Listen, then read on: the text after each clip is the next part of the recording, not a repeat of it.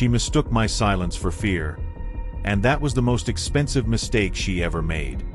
By the time the third violation notice showed up, it wasn't about rules anymore, it was about control.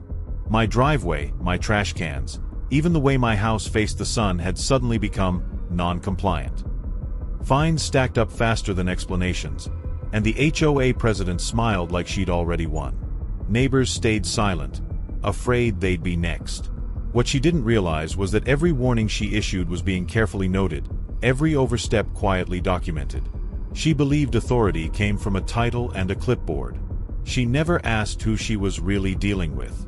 And when the truth finally surfaced, the balance of power shattered. So how far can someone push before the law pushes back?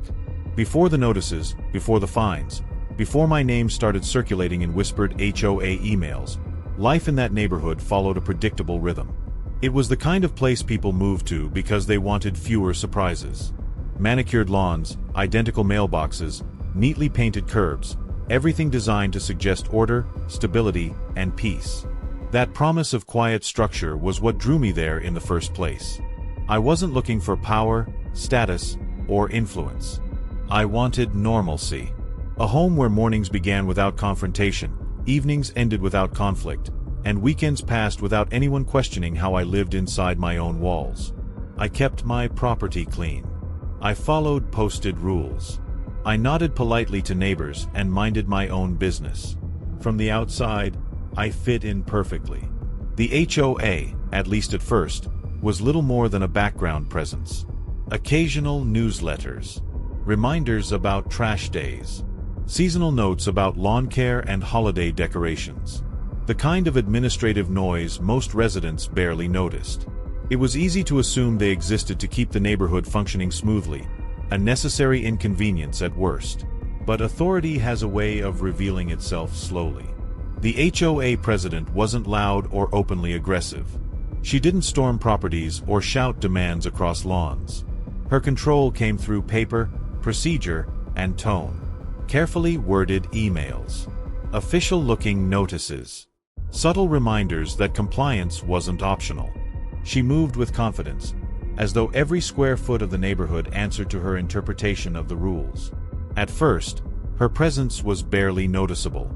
A passing glance during inspections. Her name appearing more frequently at the bottom of HOA communications. Neighbors mentioned her casually, always with a hint of caution. Not fear exactly, but awareness. The kind that forms when people know someone is watching. I noticed small changes before anything directly involved me. New interpretations of old rules. Sudden enforcement of guidelines that had been ignored for years. Minor violations that previously earned warnings now came with fines. People adjusted quietly, repainting fences, relocating bins, trimming hedges that had grown freely for seasons without complaint. No one challenged it. Most people never do. I stayed focused on my own life. Work was demanding but steady. Home was my reset, the one place I expected autonomy. I believed that following the rules was enough to stay invisible. That if I didn't draw attention, none would come. That belief didn't last. The first notice arrived without context. No conversation. No warning. Just a formal document declaring something on my property non-compliant. The wording was vague enough to feel intentional, broad enough to justify future action. It wasn't alarming yet, just irritating. I assumed it was a misunderstanding, the kind that could be resolved quietly. But the timing felt off. The rule cited had never been enforced before. The issue referenced had existed long before I moved in. And yet, suddenly, it mattered.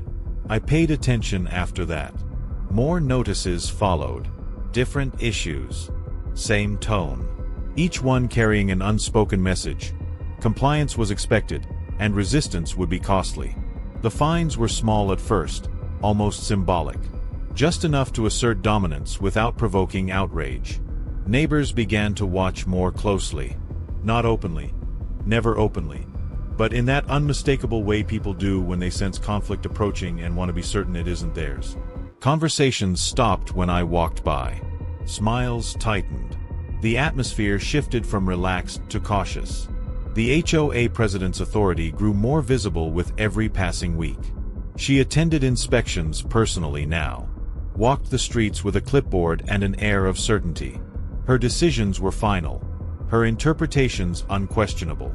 Anyone who pushed back found themselves buried in procedural delays, rule citations, and escalating penalties. Still, I assumed reason would prevail. What I didn't realize yet was that this wasn't about order or consistency. It wasn't about protecting property values or maintaining standards. It was about control, and control always needs a target. I had become convenient. The notices increased in frequency. The language sharpened. Deadlines shortened. It was no longer about fixing issues. It was about asserting authority. Each letter felt less like a request and more like a challenge. And beneath it all was a dangerous assumption being made about me. She saw a homeowner who would comply, a resident who would fold under pressure, someone who didn't ask questions, didn't escalate, didn't understand the limits of her power. What she didn't see, what she never bothered to check, was where her authority actually ended. Because while she was enforcing her version of the rules, I was quietly learning how far she was willing to go. And more importantly, how far she wasn't allowed to. By the time the real conflict began, it was already clear this wasn't going to end with a simple correction or a polite appeal. It was heading somewhere far more serious. And neither of us was prepared for what would happen when enforcement met the law itself. The pressure didn't arrive all at once. It crept in deliberately, like a test to see how much resistance I would offer before breaking. After the first few notices, the HOA shifted tactics. The language hardened. What had once been framed as requests became directives. Deadlines shortened. Consequences grew sharper. It was no longer subtle that someone was trying to establish dominance. The fines began stacking in a way that felt intentional. Small enough to seem manageable, but frequent enough to feel suffocating. One week it was a violation tied to property appearance. The next, a rule about placement, something that had never been enforced anywhere else in the neighborhood.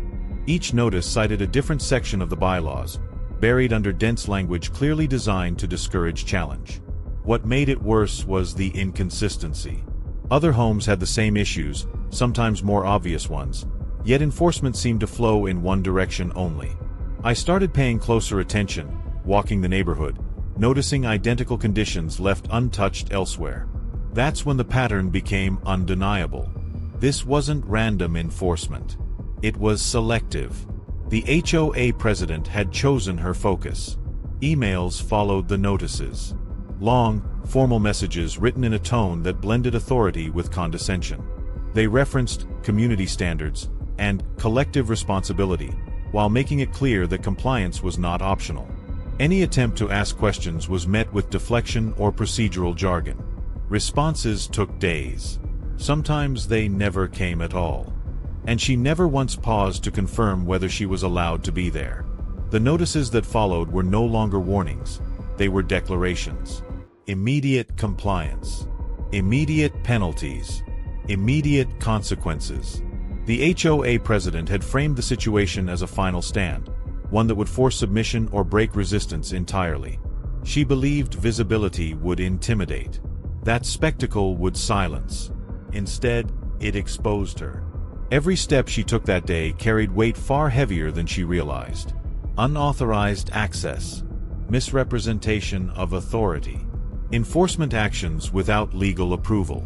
She wasn't just violating bylaws anymore. She was stepping directly into territory governed by law she didn't understand and power she didn't possess. What made the moment unbearable wasn't the noise or attention. It was the certainty in her movements. The calm confidence of someone who had never been challenged before. Someone used to winning by default. She acted as though titles alone granted immunity. That confidence became her undoing. Because while she was asserting control publicly, she was documenting her own overreach. Every instruction, every action, every assumption. All of it unfolded under scrutiny she never anticipated. The crowd that gathered wasn't cheering her authority. They were witnessing its collapse in slow motion. The shift happened when enforcement stopped being symbolic and became tangible. The instant HOA action threatened access, safety, and legal boundaries, the matter ceased to be a dispute. It became an incident. One with consequences far beyond fines or compliance letters. The realization hit her too late. The same authority she had wielded so freely now demanded justification. Credentials, jurisdiction, legal backing, none of which she could provide. The structure she hid behind, procedures, policies, board references, offered no protection once the situation stepped outside the HOA's limited scope. Her confidence faltered, just briefly, enough to reveal doubt. The neighborhood felt it. The silence changed. No longer passive, no longer fearful. People leaned forward instead of away. What had once been whispered now lingered openly in the air. She had gone too far. The decisive countermove wasn't dramatic. It wasn't loud. It didn't require raised voices or public spectacle. It was precise, documented, unavoidable. The law doesn't announce itself with emotion. It arrives with clarity. The HOA president's authority collapsed under that clarity. Her actions were no longer framed as enforcement. They were violations. The same mechanisms she used to intimidate others now turned inward. Procedures she had ignored became mandatory. Rules she had bent became binding. The imbalance she exploited reversed instantly. The power dynamic didn't shift gradually. It snapped. The humiliation wasn't theatrical, but it was absolute. Stripped of assumed authority, her position became indefensible. The board she claimed to represent distanced itself. The rules she misused no longer protected her. The narrative she controlled fractured beyond repair. Neighbors who once avoided eye contact now watched openly, not with satisfaction, but with recognition. They had all felt the pressure, seen the fear, lived under the same threat. This wasn't just my confrontation. It was the exposure of a system abused too long without challenge. The HOA president had believed enforcement equaled power. She was wrong.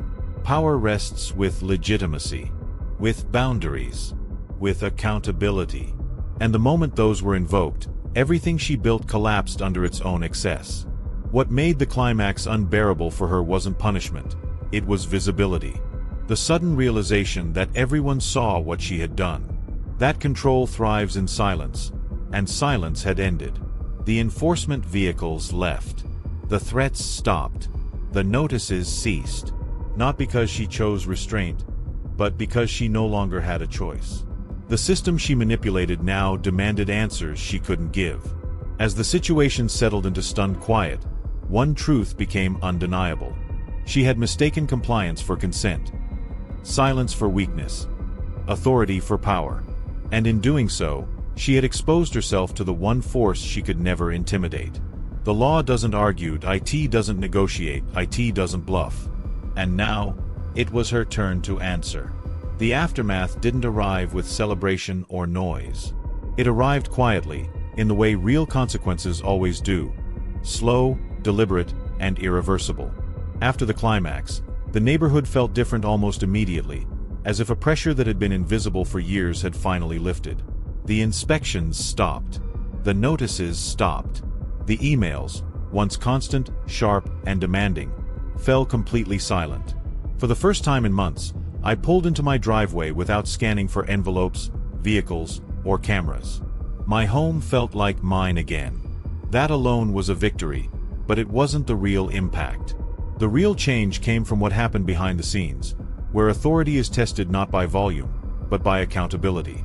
The HOA board moved quickly to distance itself from the president's actions. Emergency meetings were held without announcements. Procedures that had been ignored suddenly mattered. Records were reviewed. Decisions were questioned. The same structure that once shielded abuse now scrambled to contain it. Silence, once used as a weapon, became a liability. The president resigned within weeks. There was no public apology. No acknowledgement of wrongdoing. Just a brief notice citing personal reasons and a transition of leadership. But the truth didn't need to be stated. Everyone knew. Power that relies on intimidation cannot survive exposure. Once people see it clearly, it loses its grip. The fines levied against me were dismissed. The violations were voided. The fabricated rules vanished without explanation. Even the language of HOA communication softened overnight, as though the entire organization suddenly remembered its limits. They didn't just change policy, they changed behavior. That mattered. Neighbors who had once avoided conversation began to speak again. Quiet acknowledgments at first. Nods. Short comments. Then longer conversations. Stories surfaced. Similar fines, vague threats, pressure applied just enough to keep people compliant but not enough to provoke resistance. What had felt personal revealed itself as systemic. I wasn't the only one. The realization rippled through the community. Fear lost its hold when people understood they weren't alone. The HOA's power had thrived on isolation, on making each target feel singular and exposed. That illusion shattered. New leadership was installed with caution, not confidence. Rules were rewritten for clarity instead of control. Enforcement procedures were formalized and limited. Appeals processes were restored. The HOA didn't disappear, but it became what it was always supposed to be: administrative, restrained, accountable, and watched. As for me, the experience left marks deeper than paperwork. Months of pressure don't vanish overnight. Trust takes time to rebuild. Even when the conflict ended, the vigilance lingered. But so did something else: certainty. I knew exactly where authority ended and where rights began. The biggest impact wasn't the resignation or the policy changes. It was the shift in how power was perceived. Titles lost their weight. Documents lost their intimidation. People began to question rather than comply automatically. They read notices instead of fearing them. They asked for clarification instead of apologizing. That change didn't come from confrontation alone. It came from restraint. From refusing to react emotionally while documenting everything. From letting overreach expose itself rather than rushing to challenge it prematurely. The HOA president believed pressure would force submission. Instead, it forced scrutiny. That lesson extended far beyond the neighborhood. Authority without accountability always overreaches eventually. It depends on silence to survive. When challenged, not with anger, but with evidence, it collapses under its own excess. The system doesn't need to be fought loudly. It needs to be understood deeply. The law doesn't reward emotion. It rewards precision. Looking back, the most dangerous moment wasn't the fines or the threats. It was the assumption made about me, that I wouldn't know the difference between policy and power. That assumption is what allowed the abuse to escalate. And it's the same assumption that keeps countless others trapped in similar situations. Compliance is not consent. Silence is not agreement. And authority is never unlimited. The HOA president learned that too late. What began as petty enforcement ended as a reminder written into policy, memory, and reputation. Her influence vanished. Her credibility dissolved. And the neighborhood she once controlled now operated with caution instead of fear. As for me, I stayed. Not out of defiance, but out of ownership. Leaving would have meant surrendering ground that was never hers to claim. Staying meant reclaiming space, not just physical, but psychological. It meant refusing to let intimidation rewrite reality. The story didn't end with revenge. It ended with balance. Because the most satisfying outcome isn't humiliation. It's correction. It's watching a system recalibrate after being exposed. It's seeing fear replaced with understanding. And it's knowing that power, when misused, always leaves a trail that leads back to accountability. So the question isn't how far an HOA can push. The real question is this: how many people stay silent before someone finally decides to document, stand firm, and remind them where the law truly begins?